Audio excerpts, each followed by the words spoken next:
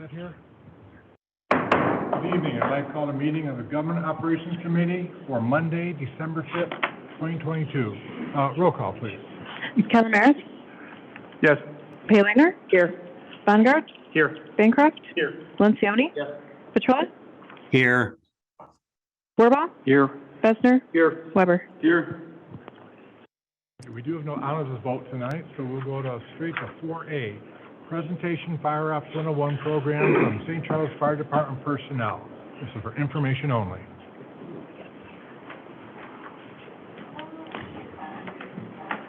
Good evening. My name is Steve Rehak. I'm a lieutenant with the St. Charles Fire Department. This is Ryan Gleason. He's a firefighter paramedic with us. I know everyone that was able to come out on September 10th to our first Fire Ops event. You probably remember us a little bit. Obviously, we're not as sweaty as we were that day, but we wanted to come out today just say thank you. Also have an opportunity to explain. I know not everyone was able to make that event. This was our first one, so I'll have Ryan run through our short PowerPoint. Let's have a few remarks, and then we've got a little token of appreciation for you guys. So we're going to make this nice and quick. I just wanted to showcase some of the events that we did and really talk up some of the guys that, and ladies, sorry, that participated in the event. So the participants, so we had the 5 council members, and then also we had State Senator DeWitt, State Representative Gosti, and State Representative Hirschauer. So we're really excited to represent not just St. Charles electorate, but as well as the state as well. So the first thing that we did was we went out to West Chicago's Fire Department, and all the participants actually got gear. They were sized a couple weeks before, got mask fitted as part of NFPA. And then we went over a quick little down and dirty of like Maydays and what to do for emergency type situation. And then we kind of just threw everybody to the wolves, right into the fire. And how'd you guys enjoy it? We didn't. Oh yeah, have it was great. It was great. It was great. It was great. Great. So I think that there's a lot of things that were learned just from the fire attack, whether it's the amount of personnel it takes just to move a simple hose line up and down stairs to rescuing victims, or just the feel of wearing the air packs and why we go through all these safety concerns with it. And then we also did vehicle electrification out at West Chicago's Fire Department at their training facility, I'm sorry. So this was more of just taking apart vehicles in order to take a patient out of them. And they got a feel for some of our older tools and why we upgrade to some of our newer hydraulics. Like you can see the battery-operated hydraulic cutter there, and to get a feel for the weight and why we need some of the resources that we do. And then we came back to St. Charles Fire Station 1. We had a nice little lunch, and then moved right into some of our other stations, so emergency medical services. So in the pictures, you can see some innovations, going over our cardiac monitor, looking at, it's hard to see, but there's an auto pulse attached to that mannequin on the floor doing CPR, and the importance of all of this equipment and why we need it, and the service that it provides to our citizens. Then we had a little specialty team tour. We went through the station, talked about some of the roles and responsibilities of firefighters, paramedics in the station, and then also went over our technical rescue team, our hazmat team, talked about public education, dive team, fire investigation team. We have a whole lot of extra duties that people don't get compensated for, but they like to volunteer and donate their time in order to make this community better. So that's all I have for the slideshow. Yeah, so again, the whole point of Fire Ops, this is a program that's, the template is kind of provided by our international union, and we took that, we modified it for what we wanted, and really we wanted to get to know you guys a little bit better. We love seeing you guys at the open house, the council meetings, when you come into our swearing in and the 9/11 ceremony. You know, you guys are a huge part of this community. You get to interact with the community so much. So there's a way to get to know you guys a little bit better, and also the decisions that you have to make. It allows you to understand why maybe we're looking for something, or why we need this thing, or why the trucks are so big. So hopefully that gave you a little insight into some of those things. Obviously, it was a snapshot. It probably felt like it was a full day, but there was a lot going on. So hopefully it was enjoyable for you guys. We really do appreciate everyone that was able to make it. We know not everyone was able to make it, so we would look forward to doing this in the future. Maybe not every year, but we'll see what comes of it, because we had a lot of fun. I think you guys did too. And unless you guys have any questions for us or feedback, we've got some presentation helmets we'd like to give you. You guys definitely earned those. I don't know who talked to the last group, but I think Senator DeWitt was with me and Representative Ugasti. I think we got some of the most heat in the burn tower.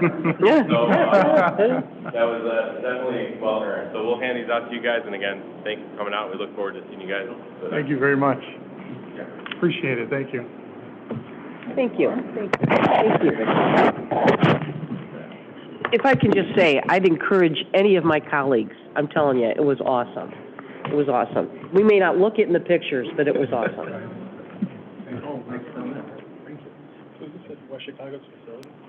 Part of it was, yeah. Yeah, hanging? No, I'm good, hanging. Thanks, buddy. Absolutely. Appreciate it. Thank Thank you. you. Thank you for your presentation. It's a real, Now we go to, 4B, recommendation to approve a resolution authorizing the execution of an intergovernmental agreement between the City of St. Charles and the City of Batavia for the sale of a 1997 Seagrave 100-foot aerial ladder fire apparatus. Good evening, Chief. Good evening, Mr. Chairperson. Before I go into this, I would like to give kudos to Rita. You kept up with the guys. Yeah, I did. I mean, Ryan's pretty fit. Badass grandma. That's what I You love. were tough. Yeah. Thank you. So I'll take your everybody did a kudos. great job. So. And I think the award for most heat absorbed had to go to because he really took some heat in that tower. So pretty tough guy. But I'd like to come before you. The first item is to approve the sale of our 1997 Seagrave ladder truck. It served us for nearly 25 years. It was up for surplusing when we got our new truck that was put in service late July, early August this year. It was based on a 24-year life, so we got an extra year out of it. We're just getting ready to sell it, and sometimes the municipal auction sites come out good for us, and sometimes they don't. When Batavia approached the city to ask, would we be willing to sell it to them? Actually, first they wanted to lease it. We weren't really comfortable with that in case there was any damage or problems. We didn't want to pay for the repairs. So we looked at what comparable vehicles we're getting out there. The market's between about $45,000 and $60,000 for that type of vehicle based on our research. So we came to an agreement to sell it to the city of Batavia for $55,000. That also gives an advantage back to St. Charles because when we have a fire, Batavia sends a ladder truck up here to be a second ladder truck in addition to ours. And when we go to Batavia, we have to send our ladder truck to their fires. But if their ladder truck is down, our ladder truck fills in, which means we go down there even more. So this will both cut a little wear and tear on our vehicle, but also assure whether they're frontline or they're going to use this as reserve, they will have a ladder truck to send to us when we have a fire. So I would like the committee to consider $55,000 in the sale of this surplus unit to the city of Batavia. And Chief Swanson, if I could just add one more point. The reason this came up was because the city of Batavia knew that they were having issues with their ladder truck. They actually did put in for purchase of a new ladder truck, but they were told the lead time on that was going to be 2 years. So they were essentially going to be without a ladder truck in the event theirs broke down, and they knew they were getting close to some significant repairs on it. So that's the point at which those discussions were initiated. And they had, I think, sold us a ladder truck years ago in a similar circumstance. So there's a history of that cooperation amongst the communities that we wanted to continue to encourage. Thank you. I think that's a very good idea, too, to help other communities. Any questions or comments from the committee? Move approval. Moved Second. by Paul. Second. By Brian. Roll call, please. Calamaris? Yes. Payleitner? Yes. Bongard? Yes. Bancroft? Yes. Lencioni? Yes. Petrilla? Yes. Warbaugh? Yes. Bessner? Yes. Weber? Yes. Thank you. That motion passes. Item 4C, recommendation to approve a resolution authorizing the execution of an intergovernmental agreement between the City of St. Charles and the Village of Broadview for a sale of a 2001 Seagrave 1,500 gallons per minute fire apparatus. Thank you. This one is a surplus engine that we've been trying to sell for about a year. It's been on municipal websites 3 different times and not garnered what we thought was the effective value of it at this time. We were approached by the village of Broadview, who had their reserve engine condemned due to basically their frame rusted through, and they were told they can't drive down the road. And they were scrambled to try and get a reserve truck. They had heard about ours and approached us to see if it was possible to acquire it. We talked with them. They're offering us $20,000, which is approximately $5,000 more than we received as the highest bid on the auction sites. Currently, we have no bids on the third time up there, so we recommend taking the $20,000 in value out of the vehicle and also helping Broadview in their pinch. As City Administrator said, right now fire apparatus are 2 years or more out for delivery because of the craziness of the economy. So they are ordering a new truck, but once they place that order, they're going to have 2 years to wait. At that time, they would probably get rid of this and move their other truck to reserve, but it would help them greatly in the interim. And it would also return $20,000, which is more than we've been able to get through the auctions. Thank you. Any questions or comments from the committee? Move for approval. Moved by Rita. Second. Second by Ryan. Roll call, please. Calamaris, Yes. Payleitner, Yes. Bongard, Yes. Bancroft, Yes. Lencioni, Petrola, Yes. Wirball, Yes. Besser, Yes. Weber. Yes. Thank you. Thank you. That motion passes. The 5A Finance Department, discussion regarding the recommended 2022 property tax levy for Special Service Area A1A, Special Service Area 1B, Special Service Area 5, Special Service Area 6, Special Service Area 7, Special Service Area 10, Special Service Area 13, Special Service Area 21, and Special Service Area 57. Good evening. Good evening. Thank you. I think you covered all of them right there. So, as the community is aware, the city levies a number of SSA levies in addition to the regular operating tax levy. There are 9 special service areas that the city annually levies for. These are small geographic areas, sometimes just a few blocks or streets that receive specific services facilitated by the city, such as contracted mowing, maintenance of common areas, maintenance of parking facilities, or other general support for the downtown business area. Listed in the packet are the 9 SSAs that the city adopts a levy for. Almost all of these levies are the exact same levy as last year, with the exception of SSA 21, which adheres to a specific principal and interest repayment schedule for a significant portion of its levy, which is why that varies a little bit on an annual basis. Just to highlight the SSAs a little bit for you, SSA 1A, this provides funds for the maintenance of or provision of parking facilities in the downtown.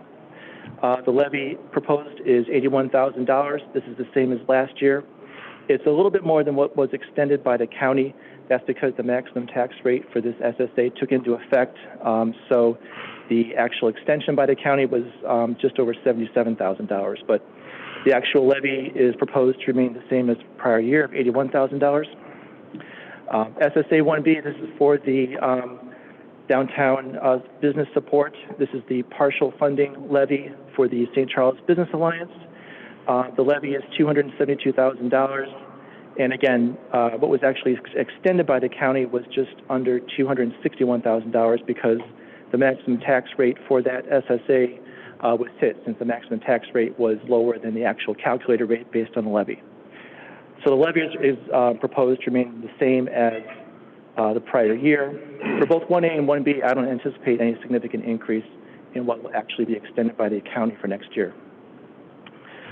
SSA 5, 6, 7, 10, and 13, these are really minor SSAs for contracted mowing and common area maintenance. The levies are essentially the same as the prior year, and they're well under the max cap rates as well. Really calculates just to 1 or 2 pennies for the most part on each of those SSAs. SSA 21 provides for debt repayment for some significant infrastructure improvements made back in 1999, as well as reimbursement for a shoreline project done in 16 and 17.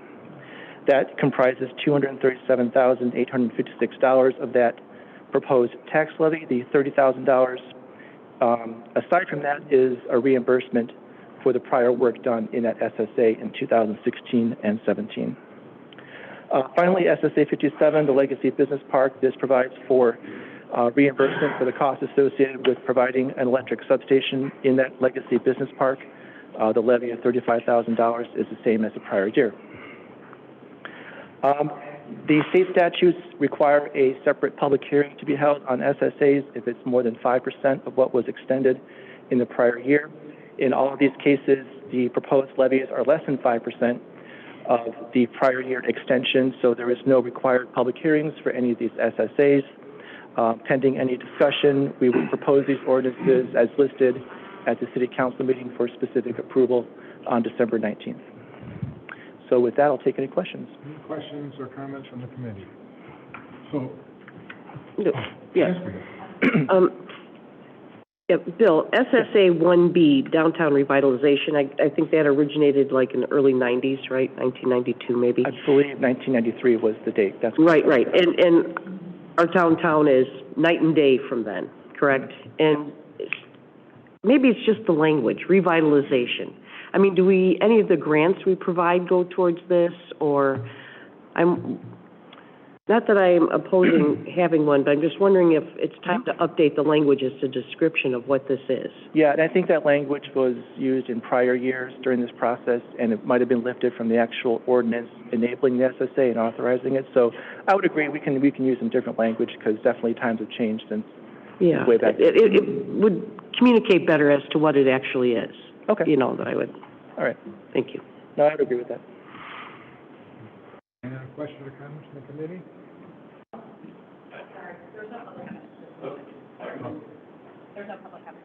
You typically have taken public comment at the end of the meeting, not during the agenda item.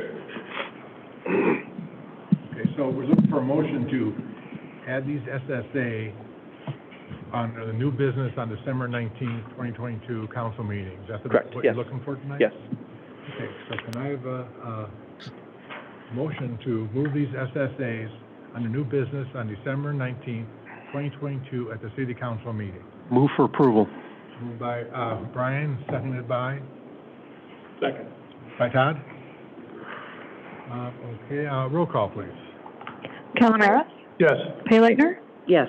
Bongard. Yes. Bancroft. Lencioni. Yes. Petrola. Yes. Wirball. Yes. Besner. Yes. Weber. Yes. Thank you.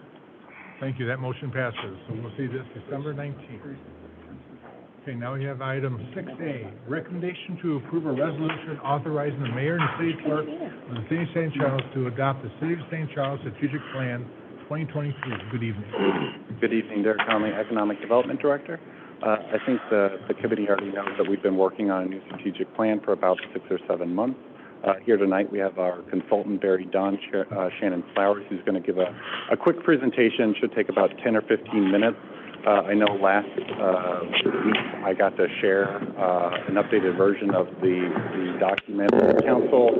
Council was able to give their comments. A lot of those comments were incorporated into it. We're not going to go into that much detail tonight. It should just be a short presentation going over the highlights. However, at the end we'll allow for comments or questions on any part of the document. So with that, I'll turn it over to Shannon Flowers. Good evening, Council and Mayor. Nice to see everyone again. I'm excited to be here. Now, this has been a long... Can I have your name and address for the record, please? Yeah, absolutely. Shannon Flowers, and I am in Arvada, Colorado. It's very nice to be here with everyone this evening. I know it's been a long strategic planning process. So I'm excited to share the results of all of that stakeholder engagement with all of you.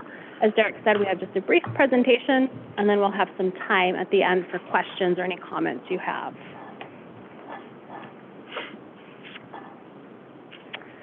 So to begin with, this is just the overall timeline for that strategic plan development. Started all the way back in June. You can see throughout July, all the way into October, really, we had a lot of pretty intensive stakeholder engagement. We held one-on-one interviews with all of you, as well as staff. We had a social pinpoint site where we got, some of the biggest participation I've seen on any project that I've ever worked on. The social pinpoint engagement platform, I have a couple of slides later. This community really knocked it out of the park. It was really great to see. We had some community forums, one that was here in town, one that was virtual. And then we also held a community feedback session so we could get some additional thoughts and feedback from the community towards the end. We then put all of that together. Derek worked really hard with the directors to really refine down the objectives and outcome measures throughout October and November. And here we are today. Just a little highlight as to who we talked to throughout this process. So we held 2 community forums, like I just mentioned. The first of those was an on-site forum. The second was a hybrid. And then we actually added a third feedback session at the end in October. And throughout those 3 different sessions, there were approximately 90 people in attendance. Conducted those one-on-one interviews. We also had some small group interviews for folks who were in the same types of organizations, small business community groups and things like that. So we grouped a couple of folks together. We conducted an employee survey, and we also collected information off of that social pinpoint page. We had a total of 289 comments, 223 map comments, and 489 survey responses.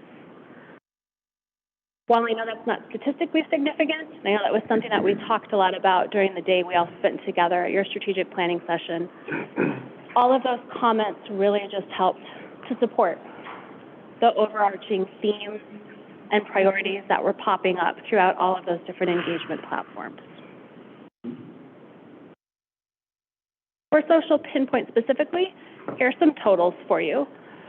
Over 10,000 visits to the site and over 576 unique stakeholders. So that means of those 576 stakeholders, people went back multiple times. That's what that means. 289 comments, 489 survey responses, and folks spent an average of 1 minute and 41 seconds on the site. And while that site is closed for comment, it's still available. You go to the link, you can still see all of those comments and all of that participation. This is just one of the snapshots from the social pinpoint site, and this was the map that folks could drop comments throughout the community on places that they either had ideas, suggestions, concerns, saw some opportunities for improvement. This is the heat map of what all those comments looked like. And then over on the right-hand side of the slide, you can see the categories. So you had 31% of all of those comments on the map for infrastructure. Right. So based on all of that engagement and all of those comments and thoughts that I just talked through, here's where everyone landed for mission statement. We provide exceptional services, honor tradition, and foster a thriving community. And then service, tradition, and community really being the words that folks wanted to highlight and grab onto. And particularly during the day that we had with staff, they thought it was really important that there was something that they could really quickly memorize that'll resonate with them and everybody on their team. Vision statement: an engaged community with a sense of place and belonging where everyone is welcome.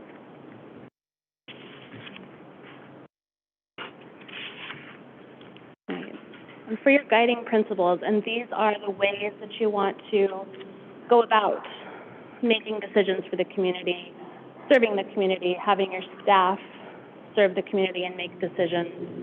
These are the things that you've all decided you'd like to have guide your city. Excellence, engagement and inclusion, sustainability and resilience, respect, sense of community, and stewardship and accountability. I won't read the sentences, I kind of define those more here, but certainly if you have comments or questions at the end, happy to go through any of that. That's for strategic priorities and goal statements. These strategic priorities are the broad areas that the city has decided this is where you want to focus your energy, your attention, your resources in order to move the community towards achieving that vision statement. So balanced and thoughtful development, community engagement, organizational resiliency, and financial wellness. Something to note about these priorities and goal statements, that full document that you saw that Derek went through with all of you, there are associated objectives and outcome measures for each one of those priorities and goals. Your staff spent a lot of time really defining how are we going to make progress on this particular priority. And because there are so many and they're very detailed, I don't want to put those all on a slide and have everybody start going cross-eyed looking at them. But we're also happy to answer any questions about those. Those objectives and outcome measures are really how you'll be able to measure, is the community making progress on the strategic plan? Those are the things that you'll see getting reported back to you from your staff and getting reported out to the community. And the things that you'll really be able to measure is is progress being made? Is there something that needs to be tweaked over the next couple of years to really make community engagement even deeper, something like that? Just briefly, next steps. So after tonight, and if there are any revisions, questions, anything you would like us to address in that document, the document would come before you on December 19th. Once it gets adopted, we'll continue working with staff, myself and my colleagues. We'll develop what's called an existing objectives crosswalk, so that all of those activities and initiatives and programs that your staff is currently working on, we align that with the strategic plan. If there are outliers or things that don't really line up with or fit within the strategic plan, those are items that either staff discusses and figures out how to move forward, or they come before council so that you could give them some direction. Are these things you would like us to continue doing? Are they things you want us to prioritize outside of the strategic plan?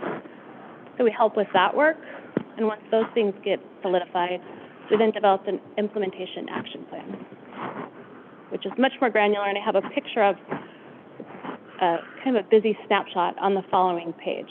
But that's really how staff will help figure out and prioritize timing for these things. What gets reported? When does that get reported? And finally, we'll develop an annual reporting template. And that will be something that will certainly come before this group to make sure that it covers all of the areas you need it to and helps you define which outcome measures are going to be most important to report out to the community, which are the ones that you would like to see, whether it be quarterly, annual, biannual, and what are those things internally that staff just need to be tracking along with. This is a very small snapshot. This is an example of one that myself and my colleagues have recently done for another organization. So it goes up for the whole 5 years. So that as a staff, this will ultimately become a dashboard in that community. They can see if they're in quarter 2 of FY23, what are those things that they need to be reporting on? What's going before council or the elected officials? What do they just need to be working with the city administrator on? And then you can also sort those by lead department, reporting department, so that folks all know what's supposed to be going on and how they can track that appropriately. Anyone have any comments or questions?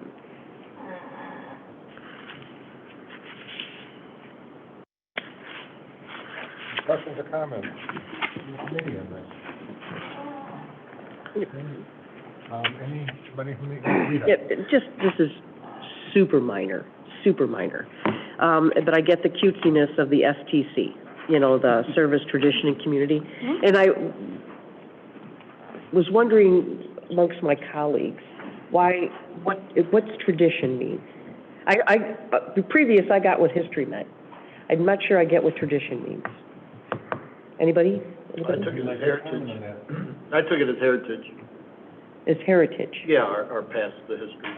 Okay. A little bit. I mean, all other things as well, but that stood out right away for me. Okay. Thanks, Ed. Replies to Rita's question? Any questions from the audience on this issue? Okay, hearing no questions from anybody. And I have a motion and a second. Moved by Steve. Second by Bill. Roll call, please. Calamaris, Yes. Payleitner, Yes. Bongard, Yes. Bancroft, Yes. Lencioni, Yes. Petrola, Yes. Wirball, Yes. Besner, Yes. Weber. Yes. Okay, thank you, that motion passes. Thank you Thank you. very much for the presentation.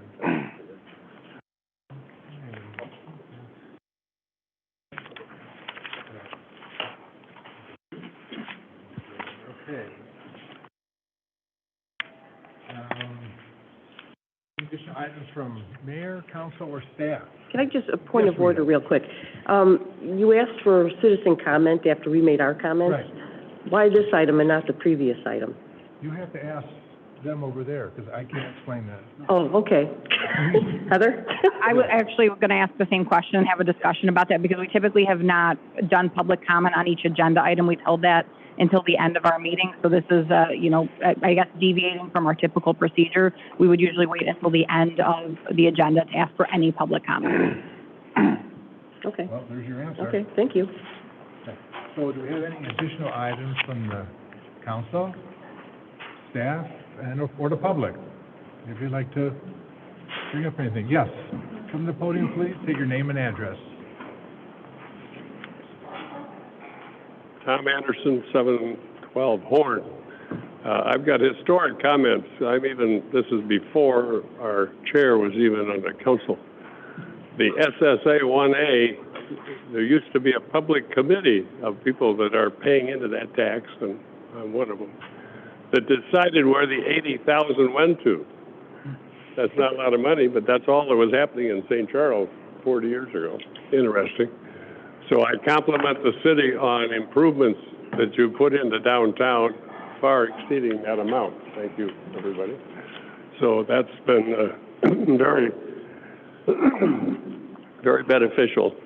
And the SS1B is now with the Alliance, and the only comment I say their function is to, was that the one you said revitalization? No, that's 1A was revitalization. No, 1B. Yeah. 1B, you're right. So anyway, 1B, the fact that they're doing the job, they're able to promote the town, and I'd like you all to keep on that, make sure they're doing what they're supposed to, because it's my tax money specifically going there, and I appreciate the promotion of the town and everything you're doing. Thank you. Thank you. Any other questions or comments from the public? Okay, hearing none, then I think a motion to adjourn? Moved by Paul. Second. Seconded by Brian. All those in favor? Aye. Opposed? Aye. No. Thank you. This meeting is adjourned. Right here, mister. I'm gonna think about it.